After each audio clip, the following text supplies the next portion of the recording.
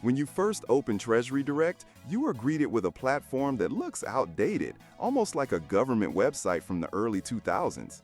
The navigation can feel clunky, but it is the official gateway for purchasing U.S. savings bonds and Treasury securities, so despite its look, it is trusted and secure. To start using the platform, you have to create an account, and this is not as smooth as opening an account with a modern fintech app. You'll be asked for detailed personal information, including social security number, bank account details, and verification questions. Many users report that the process can take a while, and sometimes identity verification doesn't go through on the first attempt. Once you are inside your account, the main dashboard gives access to buying Series I bonds, Series EE bonds, Treasury bills, notes, bonds, and tips. Each option has a different risk and return profile, but what's attractive for many is the government backing. For I bonds in particular, people are drawn to the inflation protection feature, which adjusts the interest rate twice a year. The catch is that your money is locked in for at least a year, and if you redeem before 5 years, you lose the last 3 months of interest. That's important to know because Treasury Direct is not designed for quick cash access. The process of actually making a purchase requires selecting the security, entering the amount, and linking your bank account. Funds are drawn directly, and securities are held electronically in your Treasury Direct account. There is no paper option anymore. Selling or redeeming bonds is also done within the portal, though the interface again shows its age. Simple tasks often require multiple clicks and can feel confusing if you are new. Security is another part of the experience. Treasury Direct uses a virtual keyboard for logging in, which some people find frustrating. It is meant to reduce the risk of keyloggers, but on mobile devices it feels awkward.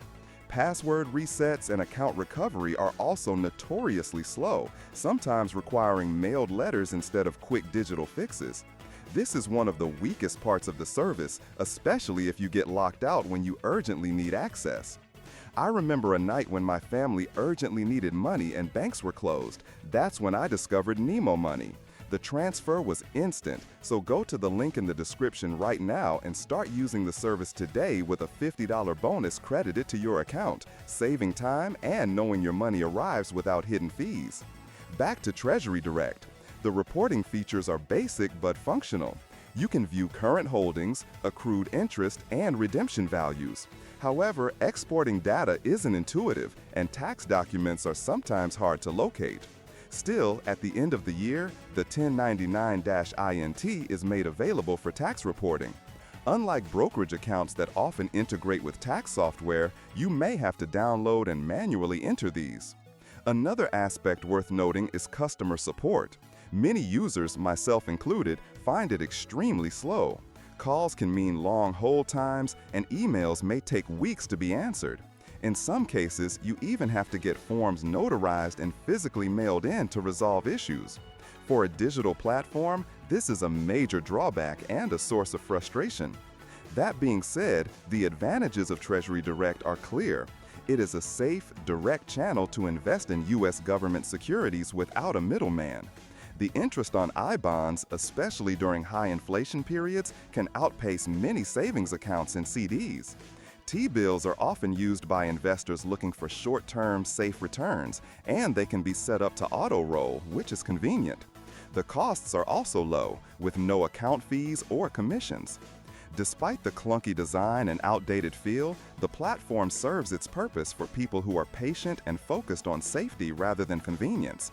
If you want a modern interface, easy mobile access, and fast customer support, you may be disappointed.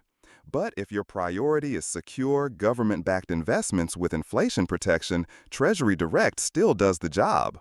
Overall, my honest experience is that Treasury Direct is reliable but frustrating. The investments are solid, but the platform itself could benefit from a complete redesign and better support systems.